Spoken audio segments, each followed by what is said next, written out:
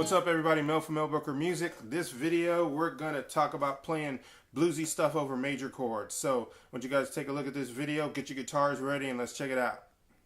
A few weeks back I was talking about Valerie from Amy Winehouse, and so I want to take just those first two chords in there, the E flat major 7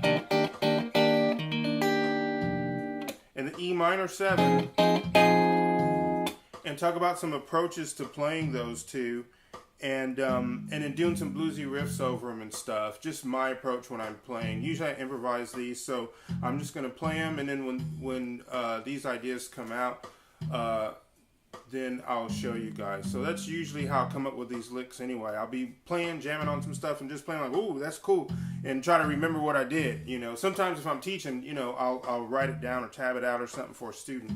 But usually that's how it happens. You get to playing, and the more you're comfortable and more you're into whatever it is, you know, that's the backing track or the band, I think good stuff starts to come out after that. So let's have a listen. We'll do some playing.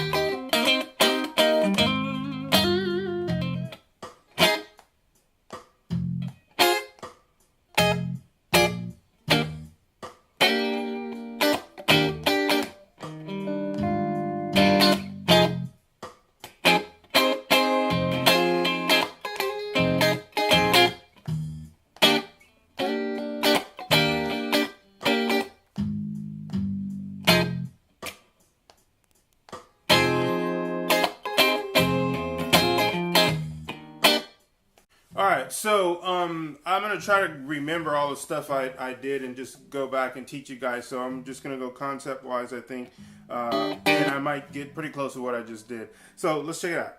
Here's the first chord, the E flat major 7, and on the tab sheet or chart, it'll have that chord on there.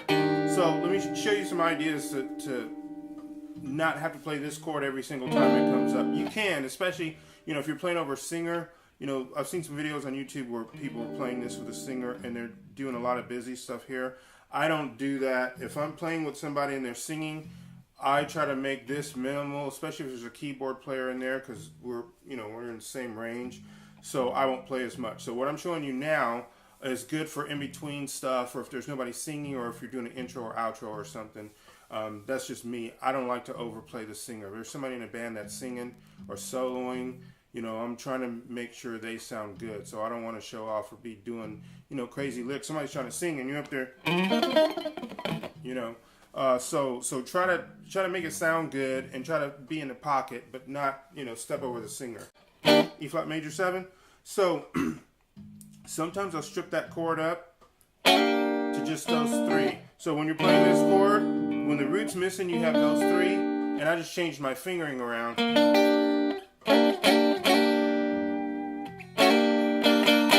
Okay. Now the other thing you saw me do is the Hendrix, you know, maybe Curtis Mayfield style rhythms, where you have a major chord, and I'll switch to regular major 7 or major 7. Okay, that part of that major chord, that part is played with my index finger, and then the embellishments come here, a whole step up from there.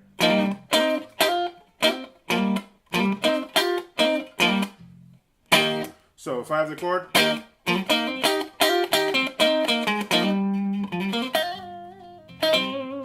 that's also soloing wise, because in the key of E flat, this right here is your 6th chord. So a lot of times you hear me doing runs and stuff. That's a good, easy way to make that major chord sound bluesy. If you're on root 5 and you're playing major, right there, up a whole step and change strings, that's your 6th.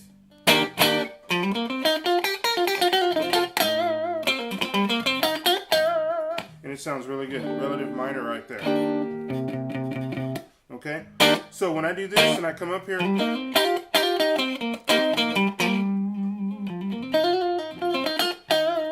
that's a good way to make a major chord sound bluesy. So that's what I'm doing right there. Pentatonic scale, change strings, and then just go up a whole step. So I'm playing over this E flat. I'm playing all these pentatonic ideas from right here at C. Okay.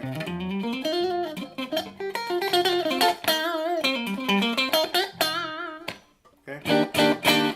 So then another thing, and I don't know if I just did it now, but I'm going to show you guys. Anywhere you can play an E chord, try to play that chord and then add some embellishments to it. So here's E flat, I should say.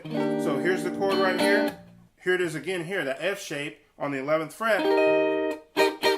That's also an E flat. Okay, so then what I would do is I'll take this one and figure out different ways I can embellish it. And how you find that is to experiment with any grouping of two notes that are around here and see if they sound good. If they sound good, keep them. If they don't sound good, throw them out, keep going. But you accidentally stumble across some cool stuff just jamming and putting stuff together, and when it doesn't sound good, just don't use it. So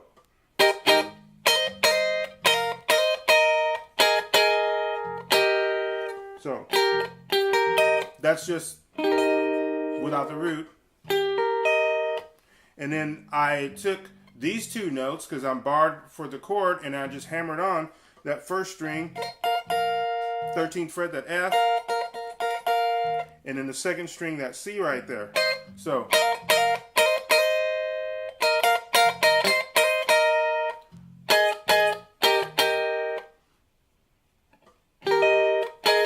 that's sus4. There's the chord. Your third finger would play on the 13th fret on your third string. So you can add all those ideas in on that E flat major. Now for the second chord, which is F minor 7, usually people will bar it because you can embellish it here, here, oh, not there. Second string, 11th fret.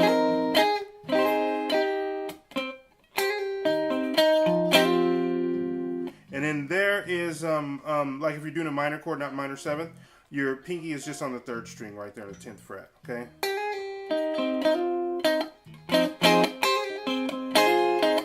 Also, I'll do this because this is your minor chord right there, okay? F minor.